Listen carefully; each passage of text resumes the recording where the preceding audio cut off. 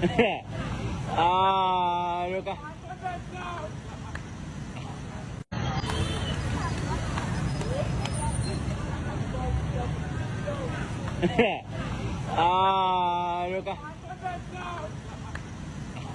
Nga baakubuuziza ki ekitasoboka mu ggwanga erya Uganda, omuntu oyinza muddamu ansa ki?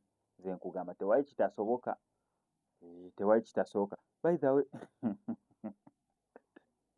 omukulu ali ku takisi waggulu, buli kimu kitambulira ddala, obulamu butambula nga we yabubala.